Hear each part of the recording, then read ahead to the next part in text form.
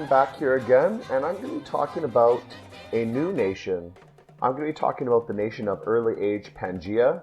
Now, out of all the nations I've covered so far, this one is probably the first actual good nation, as in a nation that most people agree is pretty strong. And it's strong for a lot of reasons. However, I don't think it's something that many people tend to play that well. And definitely, I don't always play it that well either. I've tried a few games recently, and I think I've improved my play style of it over the time.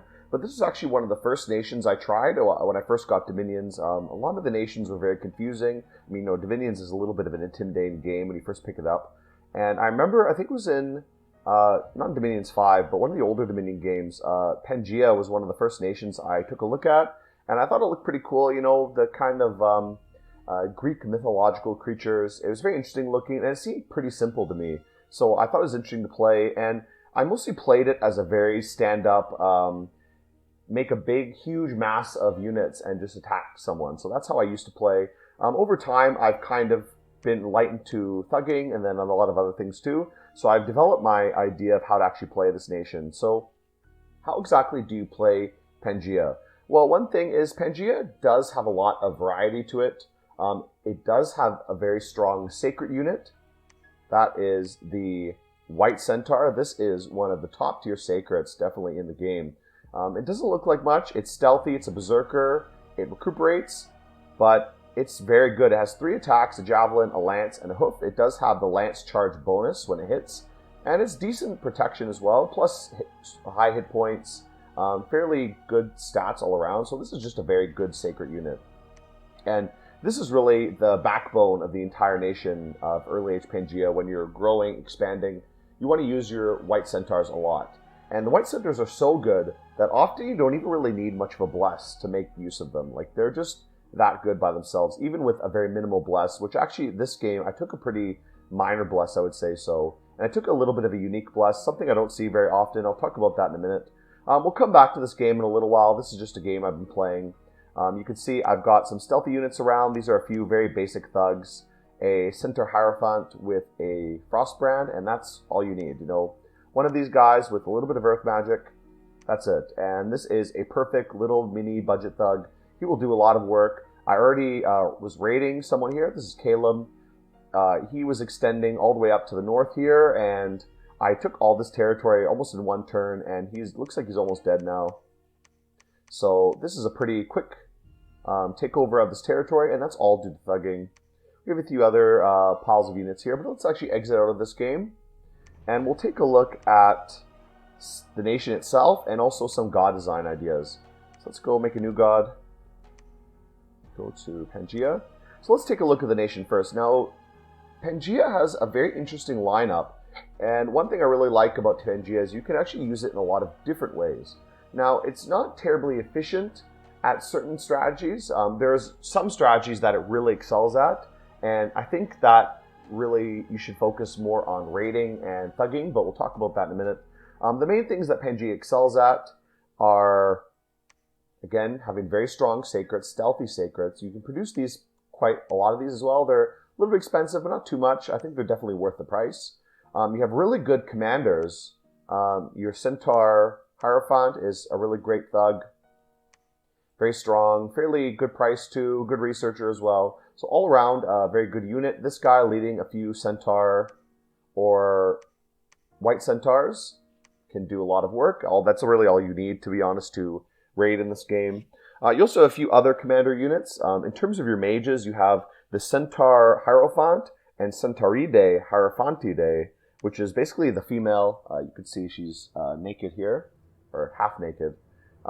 They're very similar. They're only a little bit different in terms of their stats. I believe they're almost the same. Just the male one is a little bit stronger. And I don't think there's much else different. I think the female has a little bit higher defense score, but not too much different, honestly. And the main thing is their magic skill. The female will get chance of water or nature. The male will have a chance of earth or nature. So definitely the male Centaur are a little bit better for thugs, because they do have that chance for getting earth magic. Earth magic is great for thugs. But even the nature ones can be quite useful as well. For example, Let's check the precision on both of these. They both have the same 13 precision. Either of these, I guess maybe the male one would be a bit better because he's a bit stronger. Giving this guy a bow, if he has nature magic, he can cast something like Eagle Eye, and he can become a little bit of an archer thug, sit in the back line and pick off any units attacking. So one of these guys with a bow, casting Eagle Eye, leading a few centaur, that could clean up quite well as well, so that could be also useful. The other mages, you have these two dryads, the cheaper dryad, which is just dryad, and the dryad mother, which is a little bit higher stats. So the dryad has awe and seduction as well as stealth. So this is basically like your assassin. Seduction mechanics work very similar to assassination, except they go off of morale, and that's very important because I'll talk about that later. A kind of funny strategy you can do with dryad seduction: make just tons and tons of dryads and fuck your way to victory using the seduction. So these are pretty basic. Level 2 priest, 1 nature, 1 water, so not too bad stats. I wouldn't use this too much as a battle mage. You could use this for Frozen Heart, casting Frozen Heart, things like that. So this is quite useful as well. Just being a priest, a stealthy priest as well, you could send these out to preach in enemy territory. And again, being a priest is important as well once we talk about a strategy for seducing and preaching, which all of these come into play. So generally dryads are quite nice. Dryad mothers are basically just an upgraded dryad, all similar stats. You just get an extra nature and a chance of random for either earth, water, or a 10% for these ones as well. And same priest level, a bit higher research, and then seduction, awe, all those things like that. As well as Ivy Lord, so if you want to summon Ivy Men or Vine Men, then you can do that, but I don't do it that often. So Dryad Mother is just a little bit of a beefier dryad, and you pay a lot more for it too. But again, you do get a little bit nice. The last mage is the Pan. This is basically your big mage, and you want to be making, at least have one fort making these constantly, because these are quite nice. For one, they're your only blood mages, so if you want to have any kind of blood economy, you should be getting a lot of these guys. All of them are at least blood 1, so that's nice. You will always have blood 1 mages. And get some guys with dowsing rods. These can be decent blood searchers. They do have a chance for another level of blood. About 50% of them will have blood 2, so that's quite nice as well. They also have some chances to get extra nature, but even nature 4 is quite good as well. You can cast a lot of your national spells with just nature 4. Most of your national spells are just nature. So these guys are quite good. Another thing about them is they summon these kind of naked women called Maniads, who are berserking naked human females who just run in kind of a sex craze at the enemy and die very quickly. But they're actually quite useful because you can have hordes and hordes of those while your Pan sits in the back casting whatever spells. And that could be a basic strategy just on its own. Especially if you go, so that's something to consider. So if you go turmoil when you're making your god, you'll be pumping out tons and tons of Maniads. Every single human female in the radius of your empire will be clamoring for some big goat cock and coming out here to gather under your banner. So consider that when you're making a god. As for the other commanders, you only have 3 others. You have your generic kind of Minotaur Lord. He's just a generic commander. I wouldn't use him too much. Maybe you can if you just need a cheap leader, but I'd rather just use the Satyr commander because he's a bit cheaper. And, you know, he's good for leading a small party of satyrs, raiding or something like that. The Minotaur Lord is not stealthy, so I pretty much never use him. Beyond that, you also have the Black Harpy, who is your scout. Again, basically most of your units are stealthy, so you can do some elf tactics of sneaking around and raiding. But this is a stealthy flyer as well, so as long as you could pump these out, you could basically have total map awareness. You can basically see everything on the map, be aware of every single place. So this is really nice as well, having a stealthy flying commander. So that gives you a lot of flexibility. And since all your units have a lot of map move, 22 map move, and you have easy access to a lot of boosters for map move, like Boots of Long Stride and things like that, you can have tons and tons of mobility. Basically, the only nations that can match you for mobility would be flying nations like Zabalba or Calum. So you have tons of mobility, you have tons of vision over the map, and you have pretty great mages, I would say. Pretty great mages. And you don't have any sorcery paths besides blood, and you have very, very little blood, so that is a downside. Pan tends to have trouble in the late game. That's definitely something you need to consider. Are you going to go blood? Are you going to try to build up a blood economy? If you are, you should start blood hunting pretty early, getting things set up. So that takes time to set up, but it's definitely something to consider, and I think Pan really suits blood as well. There's a lot of blood summons that are very great for you, especially some of the stealthy demons like the fiends.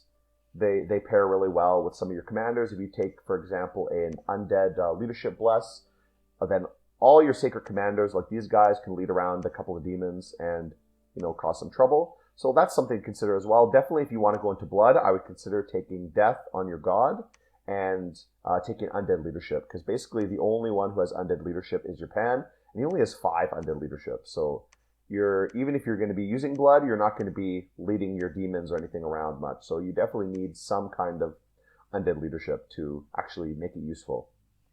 So let's talk about the units. You have a lot of units here. You have your Harpy, who's just a very cheap flying unit. This one can accompany your Harpy commander. Your Harpy commander can lead a few Harpies around just to raid maybe, but these die so quickly. They might be good for harassment. Any kind of flying unit is nice to harass the enemy, so if you want to pump a lot of these guys out, this is a cheap unit. They're quite nice. You can pair them up with your other units and just have them fly in the rear and harass the mages, for example. So this is a really nice tactic, and I've definitely used not with Pan, but with other nations that can access bird summons. I use the birds quite a lot just to harass the enemy mages so they can't cast anything. Next you have all your satyrs. They're all pretty similar. First of all, you have the Satyr Sneak, and then the upgraded Satyr Sneak, who is the Reveler. And what is unique about both these is they both cause unrest. Cause unrest. So this kind of sucks when they're in your nation, so I wouldn't have these guys sitting around your forts. But the main purpose of the Satyr Sneaks and the Revelers, I probably wouldn't use the Reveler. I'd just use Satyr Sneak because they're cheaper and they're both pretty much the same. Not very much difference. Just a little bit better equipment for the Reveler, but not much. The Satyr Sneak is useful if you want to cause trouble in enemy territory. Now, a big part of Pangaea's game plan is to basically just cause unrest in enemy territory. If you can send small raiding parties of Satyr Sneaks just to camp around enemy provinces, they will slowly raise unrest. Plus, you get access to a lot of spells that can also raise unrest. For example, Locust Swarms or Monster Boar. And that can cause a lot of pain for your enemy when they're getting tons of unrest in all the provinces because they have Satyr Sneaks everywhere hiding around in the forest, causing trouble.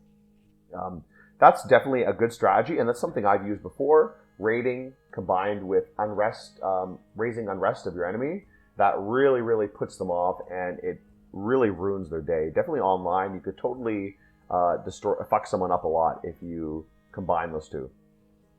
These generic satyrs, they're okay. I don't really use them that much. I'd probably only use the one with the javelin because he has a javelin.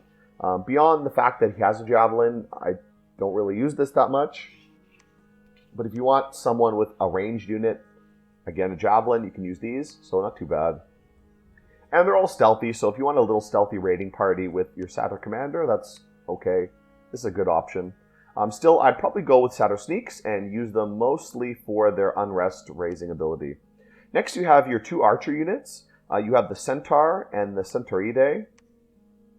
Now, they're both pretty similar. The Centauridae is a little bit more accurate, a little higher precision, but the Centaur is a little bit stronger and he has a longbow, so I'd probably get these guys just because the longbow is a little bit more useful, especially in the early age. They don't have any protection, not much protection. So if these guys get hit by anything, they're going to die very quickly. But if you just want some archers in the back row, these guys with the long bows are pretty nice. Or I guess the short bows could be okay, though they need to be buffed a little bit to make short bows useful.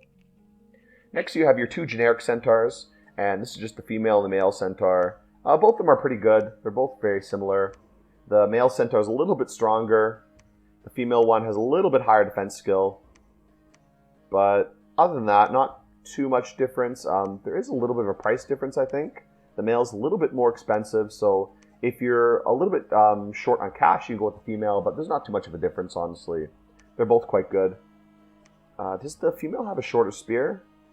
Length 3 versus length 3? Oh, he has a lance. So the male has a lance, he'll get a nice charge bonus. The female has a javelin, so she'll chuck javelins, so that's pretty nice as well. I guess it depends what you really want to do. I tend to like the lance charges, so I tend to go with the males if I have money for them, because lance charges are pretty nice, even though you only get the 3 attacks. So these are nice just as a recruit anywhere cavalry unit. They're quite good. And again, they get a lance charge, so it's definitely worth recruiting them. Next are the Minotaurs. Now, these are not stealthy, so I tend to not use them. I like going stealthy as Pangaea, so I don't really use Minotaurs that much. I guess if you're going with a very production-focused Pangaea, as in production and order, then you can make use of the Minotaurs. You can go with a very heavy unit-based army with Minotaurs, centaurs, and your mages casting a lot of buff spells, because you do have access to some good buff magic. But I tend to go with turmoil rather than order, so I tend to go another way with that. And the last one, of course, is the White Centaur. We talked about this. Excellent, excellent sacred unit. Berserker, stealthy, recuperation, and sacred. And just great stats all around. This is similar to the normal male centaur in that he has a lance, but he also has a javelin too, so he's basically the best of both worlds when it comes to these female-male ones. And just an all-around really excellent unit who takes a bless really well. You can do all kinds of funny bless strategies with the White Centaur, and generally just a great unit. So let's get to our god design. When I play Pangaea, I tend not to like the monsters. I guess you can use them, there's nothing wrong with it, but you have such great expansion already that I don't even think you really need a Dominion 2 monster. I kind of like the Carrion Dragon because he has death magic. You can get Nature Death. I would take a few Undead Command. Maybe some Undying.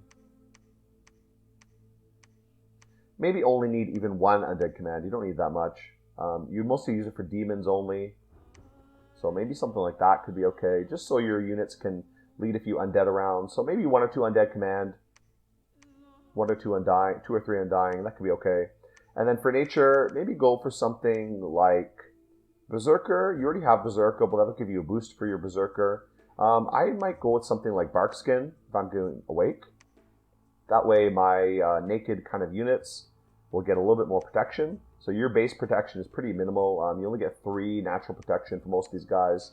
This guy, he does have some armor, but his basic protection, nature protection, is only 3. Oh, sorry, that's size. Where's his protection? Right here. His natural protection is only 3. So not that great. So Barkskin could be pretty nice.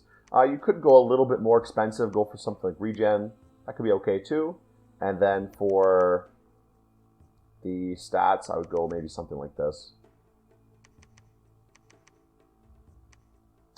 A little bit pricey. I might have to go into Sloth. You don't really need that much production, and you don't really need order as Pangaea, especially if you're building in forests. Nothing really costs that much, so you don't need too much here. And you're basically a thug kind of raiding and thug nation, so you don't need huge, huge armies exactly. So something like this is okay. I might go a little bit more growth if I could. Something like that could be good.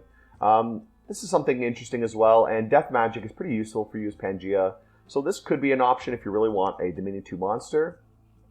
However, there's a few other things I would prefer. For one, I might go with one of the Titans, for example, the Mother of Monsters. Now this has Death, Nature, and Blood. I might go with something like this. Actually, I want to put those back. Let's put these back here. 2 Undead Command. Let's take 2 Undying. For a Nature Bless, I may take something very basic, like just Resilience, to get a little bit more health. And then I think I may take Blood Surge. So let's take something like that. That could be okay. I can even boost the nature up a little bit. Go for something like Barkskin. So this could be okay too. Maybe to even take her Dormant. This will hold you pretty well. Just Blood Surge alone is good enough for your White Centaur. Your White Centaur, as I said, are already great Sacred, so they don't really need much of a bless. And then when Barkskin comes on later, that'll be the time when you can start using your Thugs and give your Thugs a little bit more staying power. So I think this could be a good option. This also gives you a little bit more flexibility with your points here. So maybe something like that could be good. Get a few more holy points here. So this could be not too bad. And then you get a little bit of death access. You get some blood, so you can have her blood hunting when she wakes up. And you get pretty high nature magic, so you can cast some nature globals, things like that. So I think this is a great option, and this is probably what I would prefer to go with rather than the monster. Something like this could be a great option, and this is something I've actually used online before. Having death, again, is pretty useful for Pangaea, mostly for crafting purposes. You can craft things, you can summon a few undead commanders to get a little bit of a death economy going. And you can also craft Bane Venom Charms. So for example, a harpy with a Bane Venom charm can cause a lot of trouble. You can park the harpy on the enemy capital and just have her sit there and,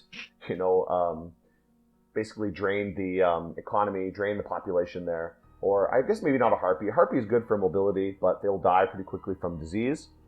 If you can find a way to prevent disease, that could be okay. But another thing could be, just the classic Black Servant with the Bane Venom charm.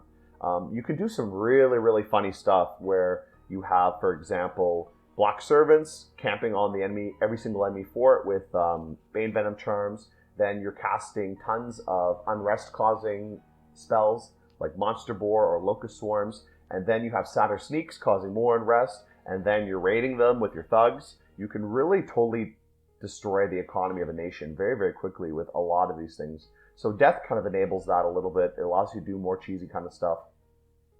And again, Blood is very useful for Pangaea as well. What I went with, actually, though, I tried something a little bit different. Rather than going with something pretty standard, which is Death, Nature, Blood, which is kind of the things you want as Pangaea, I went with something very different. I went with a Charge Bless. So what does that mean here? I took Swiftness 2, and I took Defense Skill 2. So these together boost your defense skill by a lot. For 6 defense skill, plus a 60% movement speed boost. And this, for one, helps your white centaurs and your thugs charge really easily. So they'll be able to charge and get a huge charge bonus. For example, if you put a row of these white centaurs at the back row of a battle, they will speed up all across the map and slam into the enemy. And you'll get a huge charge bonus because they'll be charging very fast and charging all the way across the map. So you get a massive charge bonus, get a ton of damage on them. And that's actually been really effective for me. I was trying just in a single player game to test this out, having just the group of white centaurs slam into the enemy. And to be honest, I've taken like no losses the entire game. Every single battle, I've had minimal losses, just destroying huge armies. So it's been really, really effective. And actually, I really like this bless a lot. Not to mention, taking air magic with your god enables some really funny strategies later in the game. So to enable this, you could go dormant. Something like this is okay. This is a pretty good setup by itself. I actually went imprisoned, though probably I should have gone just dormant. I went imprisoned so I can get a few more bless points. What did I even take? I think I took like that. And then something like that. So I went really, really scales heavy, which probably you don't really need to go. I could go something just like that and then go dormant and just do like that. This would be totally fine too. This would be great. And then he would actually wake up and be useful a little bit earlier in the game. But the main reason I want to take air with him, let's actually go over to the Mod Inspector, is for this spell, Dark Skies. Now, this is a Thaumaturgy 7 spell, and actually a lot of these spells I highlighted are a Thaumaturgy 7.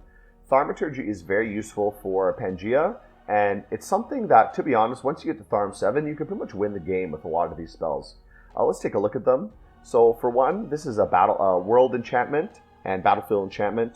It causes darkness, depending on Dominion level, as well as lowering enemy morale by 1 point per Dominion level. So how is that useful for you as Pangaea? Well, let's take a look at what I mentioned before. I talked about Dryads. Dryads have seduction. They're also preachers. They're priests. Seduction is based on morale. So if the enemy morale is low, you'll have a very high chance of seducing them. And because you can preach, you can go into enemy territory, preach, raise the Dominion level of your own Dominion, and then seduce all their commanders away. So this is really crazy strategy. This is really good strategy. You can pump out tons of Dryads, do a Dominion push kind of strategy, push, seduce commanders, and just roll over everyone this way. Just steal all their thugs, steal all their commanders, cause tons and tons of trouble for them. So this is something really crazy you can do with Dark Skies. And I haven't been able to do it in a multiplayer game yet, but it's something I would really like to try. I've only tried it in single player so far. And I know single player is not really comparable to multiplayer, but if it's possible to throw up Dark Skies before anyone else and not get it dispelled, this would be really crazy in the game, and I think it could work really well. So seduction, preaching, super low morale because of Dark Skies, take everybody's commanders, take all their thugs, and just give them a bad time. The other really useful spell in Thaumaturgy 7 is Charm. Now, a lot of your Pans and some of your Dryad mothers can cast Charm. So, for example, Pan leading a ton of Maniads casting Charm, or maybe a bunch of Pans leading a huge, massive horde of Maniads, all spamming Charm, Charm, Charm. They can pick off all the enemy commanders, basically, and take them to your side. So this is something really crazy, and I've seen this in some games where I have used this online before, where I've been able to pick out a ton of the enemy thugs. I think I was playing a game against Hinnom, and I had about 5 Pans all spamming Charm, and I think I took all of his mages and his thug commanders to my side, so that was really crazy. So Charm is pretty great. It's basically the same as Enslave, the Enslave spell. It does help to have some penetration boosters, but if you're spamming it enough, it will work. However, like I said, if you can get some penetration boosters for your mages, that'll help a lot as well. A few other useful spells I put here. Locust Swarms. This is an unrest raising spell. So anything that raises unrest is great for Pan. You want to spam these when you're about to attack someone, or you're currently at war with someone, just to cause them trouble.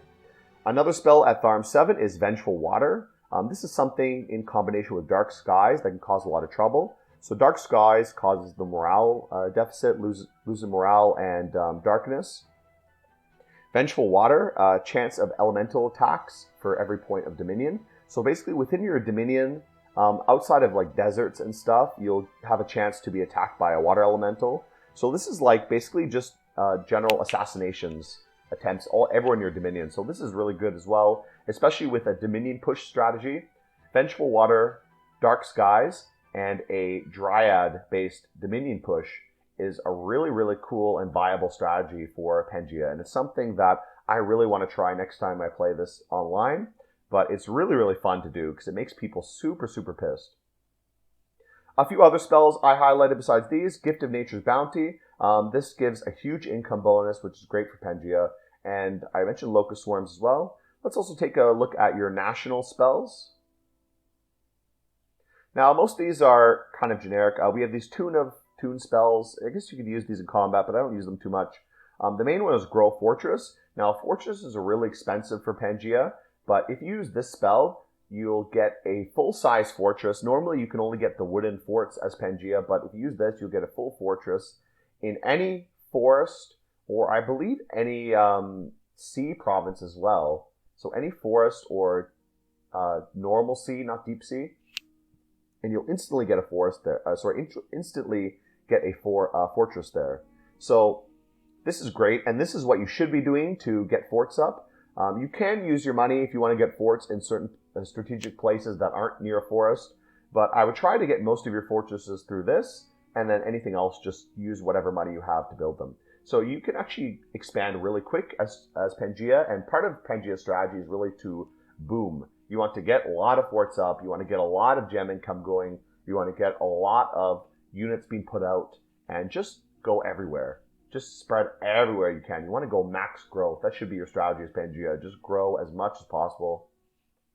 The next spell that's useful for Pangaea is Monster Boar. This is another unrest-causing spell. So it summons this kind of entity in the whatever province you cast it on, the Monster Boar. And the Monster Boar will ravage the countryside and cause unrest. So this is another unrest-causing strategy. Spamming Monster Boar and spamming Locust Swarms and other similar unrest-causing spells, plus Satyr Sneaks, you can really make your enemies have a bad, bad day. So this is also a great strategy as well.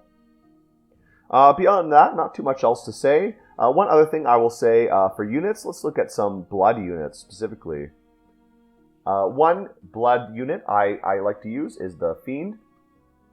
Now this is easy for you to cast because you don't need any cross paths to cast it, just the Fiend of Darkness. These are stealthy, so you can keep them with your stealthy commanders, and they fly. So this guy following along with your one of your thugs, if you decide to go into blood, these can be quite good guards for him. And I would summon probably a lot of these if I could. I would get a bunch of these going around. Just have groups of these with my commanders, especially with an undead leadership bonus. So these are quite nice as well. So I would get a bunch of these. You can do other things too. You can't really cast any of these guys. For example, Frost Fiend. I guess you could do...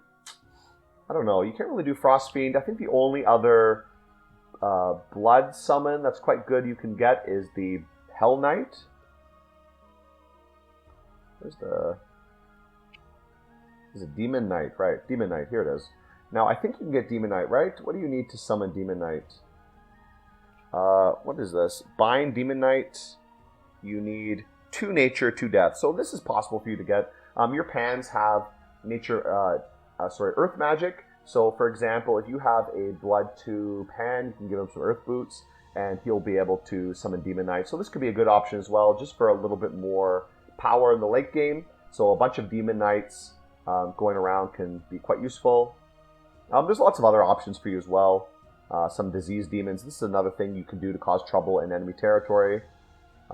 Different kinds of things like that. Plague of locusts. All these things that basically cause trouble for other people's territory. Just destroy their territory, cause them trouble, cause unrest. All these are great. So things like this, like a disease demon as well, can make people sick, spread disease everywhere. This is quite nice as well. So with infernal disease, you can do something like this. Alright, so lots of options here. Definitely blood is something you want to consider as Pangaea. You're never going to have a huge blood economy, but you might have some good options. So Demon Knights are pretty good. The generic Fiends of Darkness are pretty good as well. And that's all pretty good for Pangaea. Let's get out of here. I'm going to exit out and go back to the game I was in.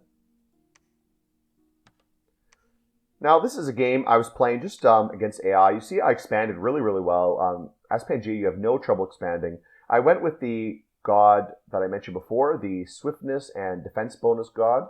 And you can see I'm just raiding some enemy territory. I've been raiding Calum. He was spread all the way up here. And I've just been taking his territory. I took a big chunk of it. And then I took some forts, as well as I'm going to take probably his capital soon as well. Beyond that, what else can I really say? Just searching as much as possible, trying to site search everywhere. You can see I'm site searching almost every province so far. I want to get a lot of gem income. I'm still lacking certain gems, for example, water gems. I really would like some of those, but I've been unlucky. I have really good nature income, and some other income like earth I'm quite good as well. But I've not been too lucky with gem income. I found a lot of weird sites that don't really give me gems, so that's not great, but, you know, it's just random. Beyond that, a few other things here. Here's what I mentioned before, using the pan. Now, another strategy with pan is just spamming panic. So I have a ton of Maniads. These two are leading these Maniads around. And I'm just having my pan spam panic. So this will cause panic among the enemies, a group of enemies, and that'll cause a lot of trouble. Meanwhile, the Maniads are going to run in and cause just beat them up as well. So this is really kind of funny. We'll see how that goes in a battle, though. By the time they actually make it to Calum, there may be nothing left of Calum. So we'll see how that is. But still, you know, this is kind of funny. I'm actually divert these guys, send them over to Lanka. Lanka's been yelling at me, saying he's going to invade me. We'll see what he does. I'm going to probably send these guys over here. I think Calum's about done. I don't need much else here. I already have some other units coming here, so I don't need them much. But let's see that. What else can I say in this game? Not too much. Just like I said, making lots of Dryads is great. If I can cast Dark Skies later, I can send these guys out to just seduce and assassinate every commander. Using your thugs, so these basic thugs with the Frost Brand is basically all you need. Give this guy a Vine Shield and he's really good to go. So that's pretty decent thug setup just right out the box. Pans, I don't have any blood hunting at the moment.